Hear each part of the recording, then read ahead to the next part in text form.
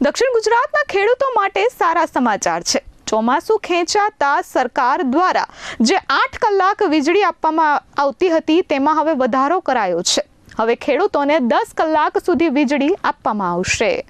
દક્ષિણ ગુજરાતના ખેડૂતો માટે મોટા સમાચાર સામે આવ્યા છે। ચોમાસું ખેંચાતા ખેતી માટે 10 કલાક વીજળી હવે સરકાર આપશે।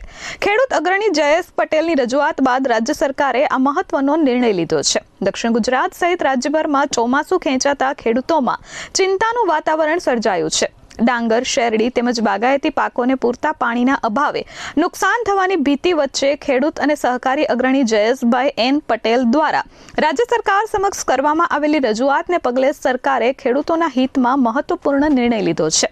રાજ્યમાં ચોમાસાની વર્તમાન પરિસ્થિતિને ધ્યાનમાં રાખી કૃષિ વિષયક વીજ ફીડરોમાં આપવામાં આવતા વીજ પુરવઠાના કલાકોમાં વધારો કરવાનો નિર્ણય લેવાયો છે। અગાઉ ખેડૂતોને રોજના 8 કલાક વીજ પુરવઠો આપવામાં આવતો હતો, જે હવે વધારીને 10 કલાક કરવાનો નિર્ણય લેવાયો છે।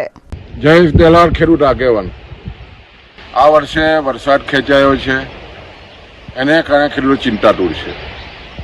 મુખ્ય પાણીનો સ્ત્રોત પાકોમાં ખૂબ જ જરૂરી હતો અને ખેડૂતો અને ખેડૂત આગેવાનો, ખેડૂત સંગઠનો તરફથી સરકારશ્રીમાં અને માનનીય મુખ્યમંત્રીને રજૂઆત થઈ હતી કે જે 8 કલાક વીજળી આપવામાં આવે છે એને વધારીને 10 કલાક કરવી જોઈએ ને એના અનુસંધાનમાં આદરણીય મુખ્યમંત્રીશ્રી તરફથી સરકારમાં સૂચના થયા પછી ઉર્જા વિભાગે પરિપત્ર કર્યો છે અને 10 કલાક વીજળી આપવાની જે વાત સ્વીકારી છે એને કારણે ખેડૂતોમાં ખૂબ જ આનંદની લાગણી છે।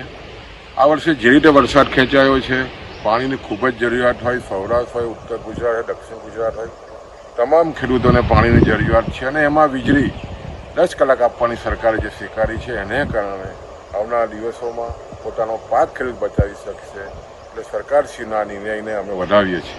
Bureau report S24 news, Surat.